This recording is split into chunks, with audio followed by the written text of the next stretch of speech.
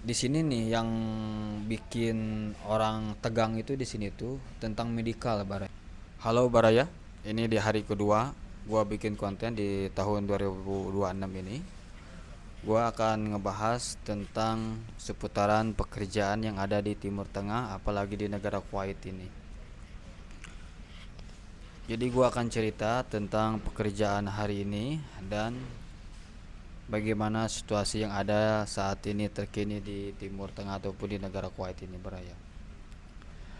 Tentang pekerjaan di sini, pada umumnya pasti kalian udah tahu semua. Kerja di sini tuh 9 jam. Terus ada libur per 1 minggu 1 hari. Terus kalian misalkan di sini ada overtime, ada cancel off bila mana di suatu perusahaan itu mengasih overtime sama cancel off gitu. Jadi penting banget kita harus mengambil cancel off dan overtime Baraya. Karena mengapa? Karena biar menambah gaji kita menjadi lebih maksimal lah gitu. Misalkan kalau gaji kita itu kecil, terus kita dikasih overtime sama cancel off, alhamdulillah kan gaji kita itu bisa menutupi dari kecil itu menjadi biasalah, bisa berkecukupan gitu Baraya. Nih, gua akan umumkan lagi ya, gaji di sini itu standar paling kecil itu 150 dinar per bulan. Itu tuh plus uang makan ya Baraya, gaji segitu tuh. Nah, terus tentang biaya yang ada di sini, bila mana kalian tuh bingung untuk memanage uang, apalagi kalian udah di negara Kuwait, bingung untuk memanage uang untuk biaya hidup yang ada di sini nih. Sedikit banyaknya gua akan rangkum untuk biaya hidup yang ada di sini yang normal untuk sendiri ya, untuk sendiri kalian di sini. Misalkan contoh kalian itu bekerja di sini sendirian, biasanya uang makan itu per bulan itu 30 dinar sampai 40 dinar per bulan itu ya, uang makan itu Baraya. Dan untuk biaya internet di sini itu murah banget ya, biaya internet di sini tuh biaya internet di sini itu per 1 bulan itu ada yang 4 dinar, ada juga yang 5 dinar, ada juga yang sampai 7 dinar per bulan internet itu Baraya. Tapi bisa sepuasnya ya 1 bulan, kalau itu biasanya ada batas giganya. Misalkan per 1 bulan itu harganya 4 dinar, itu biasanya dikasih 80 GB. Itu cukup sih Baraya buat kita nonton dan scroll lainnya lah, sosial media cukup itu Baraya. Nah, untuk kalian ingin irit hidup di sini tuh kalian harus cari promo ataupun diskon-diskon di supermarket, di mall ataupun di market lainnya Baraya. Nah, untuk mencari tahu untuk promo dan diskon yang ada di sini untuk kalian untuk berbelanja itu biasanya dari tanggal 20 sampai tanggal 1 itu biasanya ada diskon di situ. Di tanggal-tanggal akhir bulan biasanya Baraya itu ada diskon banget dimanapun, mau di supermarket, mau di shop, mau di mall, ada biasa kayak gitu. Lumayan lah untuk diskon itu untuk memangkas biaya hidup yang ada di Kuwait ini Baraya. Gitu, kita kan sebagai PMI Indonesia yang ada di negara Kuwait, jadi kita harus tahu juga gitu biaya hidup di sini tuh berapa per bulan. Jadi itu tergantung kalian lagi Baraya. Jadi gua itu gak bisa naktor segimana, cuman gua bisa rangkum dengan pengalaman gua selama di sini. Gua itu pernah mengalami biaya hidup. Gua mencoba gitu untuk dengan biaya hidup kecil, dengan hidup standar, sampai biaya hidup yang lebih besar, yang lebih mahal. Gua pernah mencoba. Jadi gua rangkum semuanya itu. Biaya hidup di sini tuh standarnya untuk kalian untuk sendiri di sini tuh kisaran 30 dinar sampai 40 dinar itu udah cukup Baraya. Terus sisa gaji kalian simpen di rekening sendiri, lebih enak gitulah, ditabungin atau dikelola oleh keluarga dan hal lainnya Baraya, yang lebih bagus dan lebih baik Baraya. Seperti itu Baraya. Soalnya sepengalaman gua, duit Timur Tengah itu sangat panas. Apa yang udah bilang gua panas, kadang-kadang kalau kita pegang duit ini ya pas gajian itu biasanya cepet habis gitu. Gak tahu kita misalkan beli sesuatu, misalkan beli ini beli ini. Jadi rata-rata kan di sini tuh biaya barang-barang yang di sini tuh pada mahal banget ya bara ya. Kalau kita dikuruskan ke rupiah itu mahal banget untuk barang-barang di sini itu. Soalnya kan di sini ngambilnya dinar gitu, jadi lumayan lah. Jadi mungkin itulah kalian bisa memanage keuangan itu bagaimana. Cuman saran atau masukan dari gua itu 30 dinar sampai 40 dinar per bulan untuk kalian biaya hidup, mungkin itu beraya kalian bisa ambil sisi baiknya bagaimana yang gua sampaikan itu.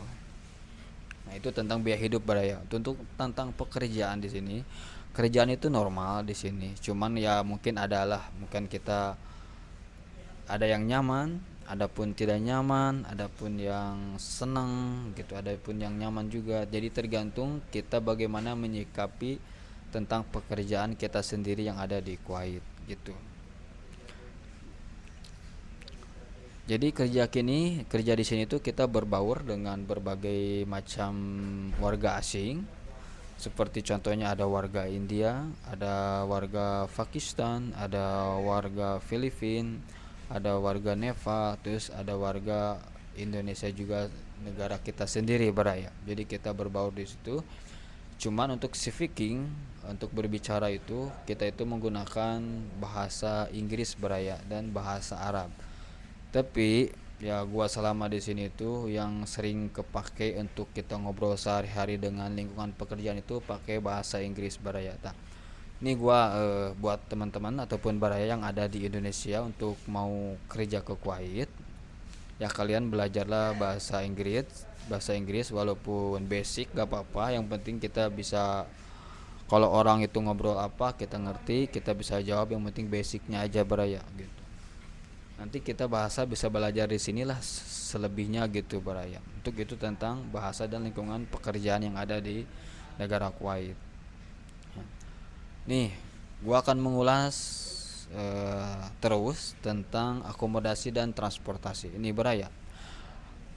Biasanya di setiap suatu company ataupun perusahaan, bisa dibilang begitu, di setiap company itu biasanya menggratiskan transportasi dan menggratiskan akomodasi. Itu bagaimana sih transportasi dan akomodasi?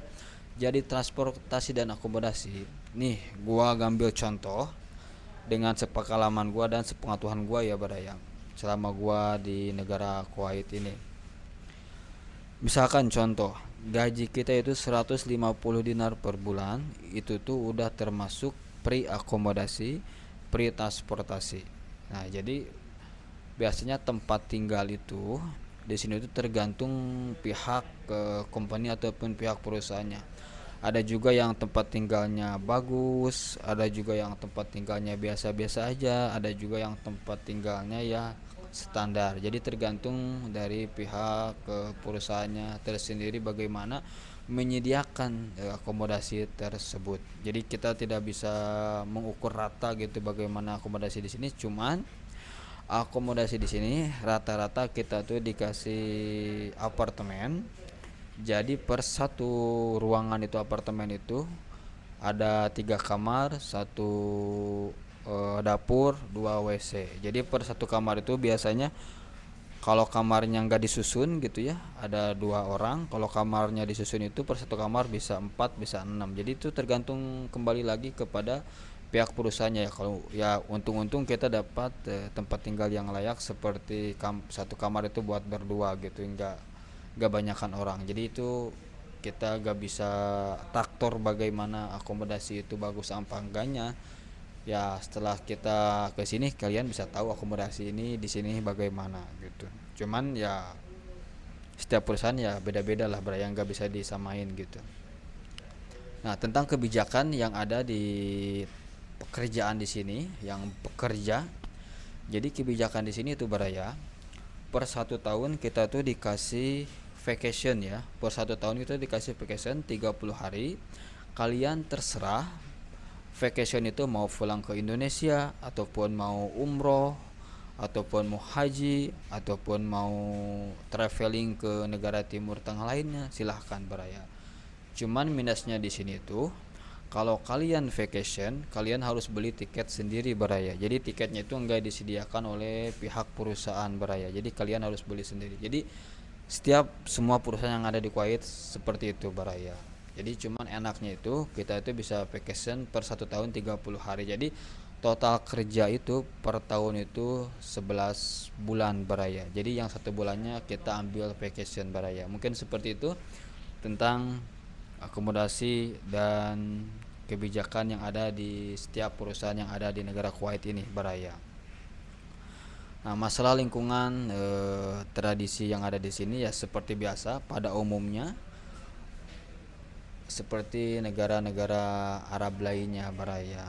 Cuman kalau di sini kan kita dekat juga ke Arab Saudi. Kalau kalian pengen umroh, pengen beribadah, pengen berziarah, dekat juga. Cuman ongkos nih. Gua bicara lagi. Jadi biaya untuk umroh di sini itu untuk kalian per satu orang misalkan nih ya. Kalian itu Baraya pengen umroh misalkan dari negara Kuwait ke Arab Saudi itu biayanya itu 120 dinar. Nih, 120 dinar itu udah termasuk transportasi sama hotel di Mekah ataupun di Madinah gitu. Cuman kalau makan beda lagi, kita makan beli sendiri. Jadi dulu itu gue pernah berangkat dari Kuwait ke Arab Saudi. Jadi di Mekah itu 4 hari, terus di Madinah itu 3 hari Barai. Jadi total tuh 7 hari atau 1 mingguan. Jadi dalam perjalanan itu bisa dihitung 10 hari kita pulang pergi sama melaksanakan umrohnya seperti itu Baraya. Ya, dibilang kerja di Timur Tengah enak atau tidak enak, ya tergantung kepada diri kita masing-masing bagaimana kita menyikapi kerja di Timur Tengah ini. Cuman kalau gaji di Timur Tengah itu rata-rata ya paling kecil itu di apalagi di negara Kuwait itu 150 dinar per bulan Baraya itu. Cuman kalau kalian pengen gaji yang lebih besar ya kalian bisa ke Europe ataupun ke Aussie ataupun ke Jepang ataupun ke Korea, mungkin gajinya lebih besar dari negara Kuwait. Cuman di negara Kuwait itu kalian bebas pajak, cuma kalian bisa menerima gaji 150 dinar itu bersih gitu, tanpa pajak dan tanpa hal yang lainnya Baraya. Seperti itu tentang pekerjaan, lingkungan dan lain hal sebagainya. Jadi gua akan bahas lagi sekarang next. Sebenarnya di Kuwait itu banyak banget warga Indonesia yang ada di Kuwait, banyak banget. Nah, kalian nih hal yang menarik di sini apa coba? Jadi per setiap kita bulan puasa kan kita itu udah selesai melaksanakan bulan puasa itu, pas di hari Idul Fitri itu kan di sini tuh ada masjid Indonesia khusus gitu. Ada masjid Indonesia, lokasinya di Andalus kalau gak salah, di Andalus di sekitaran Rege di sana lokasi masjid Indonesianya. Jadi ada satu masjid Indonesia di negara Kuwait ini.